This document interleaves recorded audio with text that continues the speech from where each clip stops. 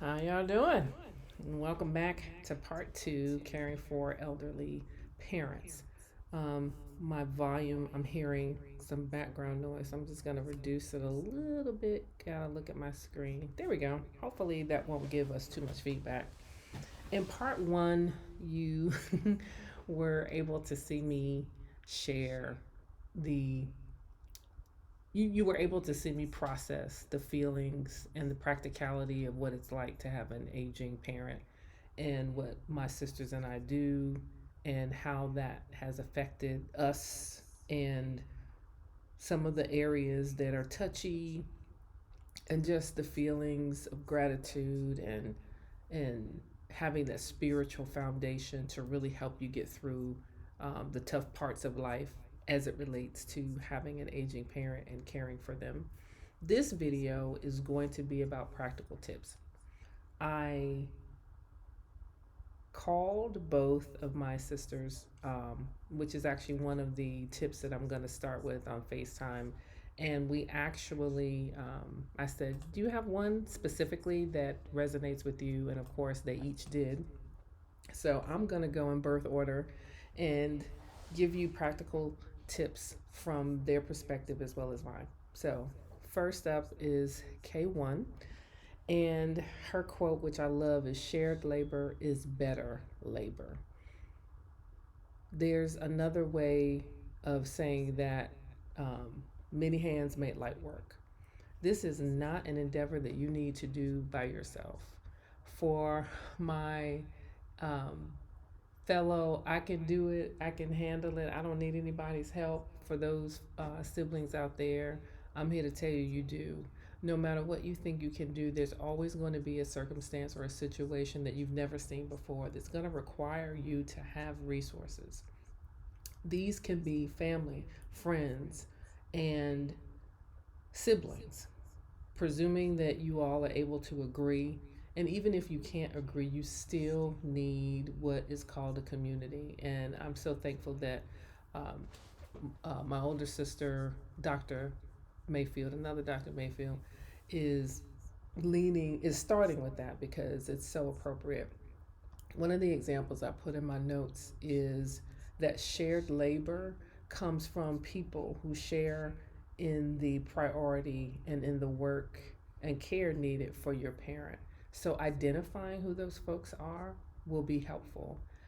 Your parents have friends, folks that they know, and I don't just mean people that you've met, people down at the grocery store, the bus stop, or their local church or their organization that know who your parents are and that, quite frankly, know their schedules better than you because they probably see them more often. Find out who those folks are, get their names, get their numbers, and put that in your Rolodex. Put that in your phone so that if you need to ask questions or if something comes up that you aren't able to get there, you've got at the ready a list of people that you can just go down the list and call.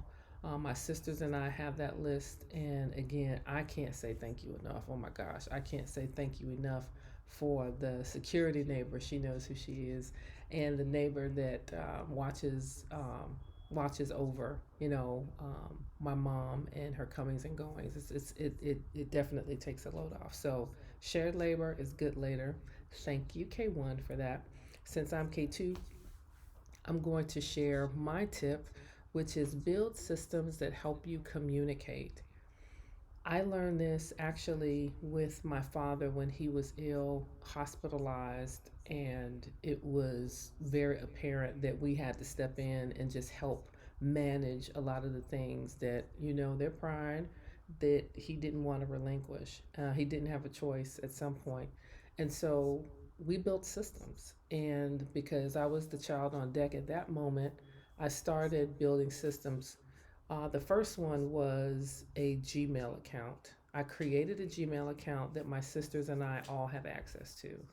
That is the email that we use for bills, for medical information. That's the email that we give to people that says, hey, I'd like to send your mom something. Sure, we use that email address because the three of us see it. And, I may be on vacation another sister may be out of pocket or just too busy. And so we are able to share and see the same information. And it wasn't always like that. There were a lot of times that we use notes and we use things in our phones, and we are note takers and educators. So the note taking was not a problem. I think it's just finding a system that works for all of you, whether it's your siblings, whether it's a neighbor, whether it's a close family friend. Find a system that works for everyone so that you all can streamline information, because you never know when time is going to be of the essence, and you don't need to call five or four or three or two different people. Sometimes a quick email and a text message that says check the email will suffice.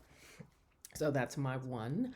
And then the third one from K3 is build trust with your unit, with your community, and build trust amongst the family members, because someone has to have access to the finances. Now, this one is a landmine. I have heard horror stories from friends and family of bad actors in the family, people doing nefarious stuff with accounts. And let me tell you, my sisters and I have eagle eyes on my mother's affairs, as well every child should when their parents become elderly. You can do this in so many different ways. You can hire a firm to do it. You can legally appoint someone. I'm not a lawyer, so I won't go down that path, but there are ways to have someone um, adjudicate those responsibilities within the family, especially if for some reason you and your siblings don't agree, or you're an only child, or you are not physically able to do so based on the lifestyle that you have. Somebody has to do it. Find who that is, agree on who it should be. And I'm just going to say this: if it is between you and another sibling, this is probably a really good time to have honest conversations. It's hard to do this level of work for a parent when you all got stuff. So this was not in my notes, but I just feel led to say it. When your parents need care, y'all got to deal with the stuff. Deal with it. Have a conversation. Go on a vacation. Go on a this is our opportunity to mend the fences cruise. Have a weekend of let's just have an honest conversation. Let's put all the cards on the table, because the end goal is to be able to care for your parent guardian the way that they need to be cared for without all the extra. And I believe that they've lived long enough to deserve that.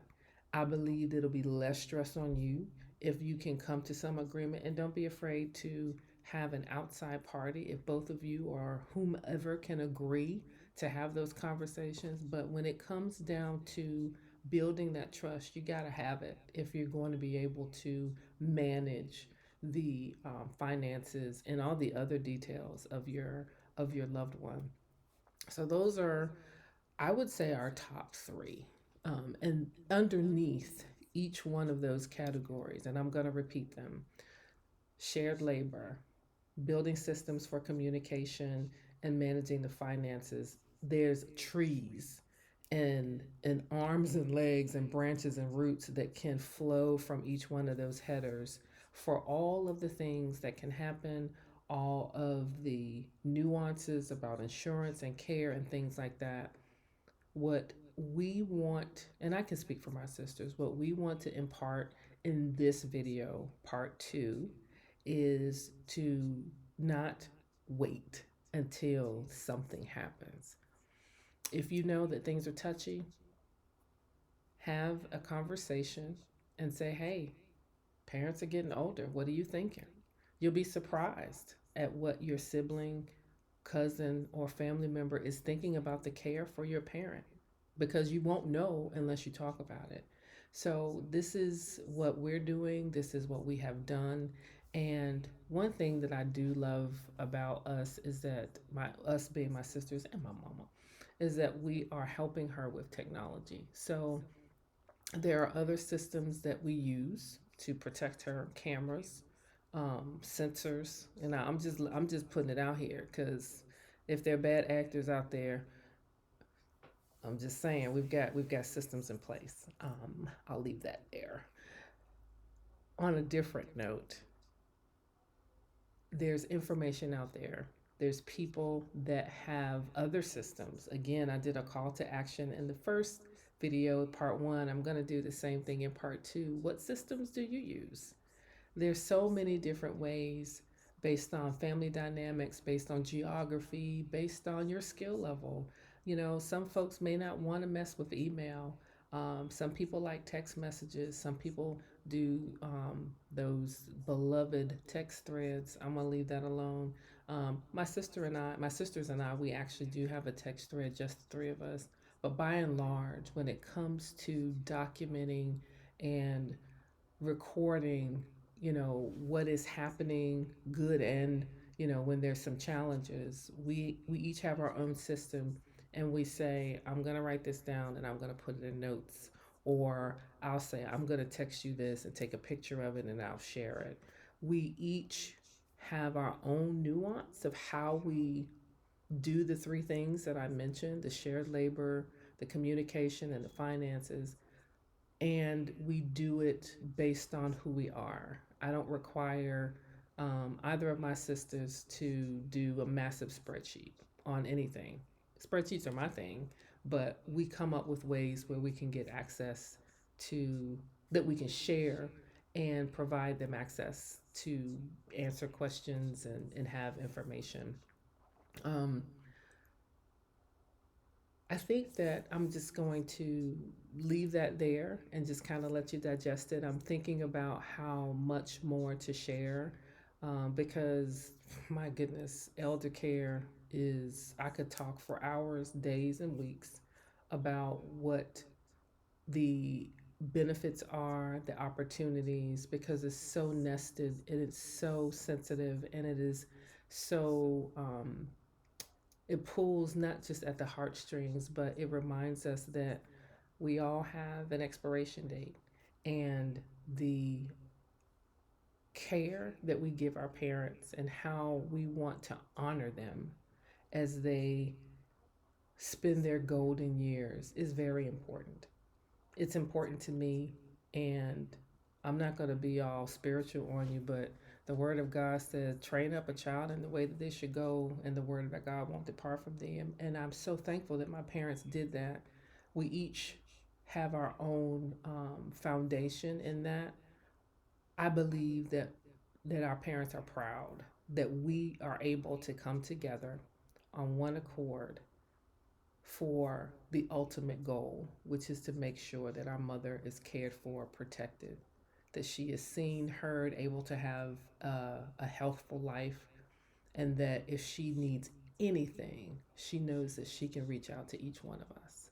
And that is a blessing that I want for your family, just like our family has. It's not perfect, and we learn about things. Life gets tough for each of us individually, and because I think we've done some of the hard work, we have agency, respect, mutual trust, and love for one another that allows us to get through the hard moments.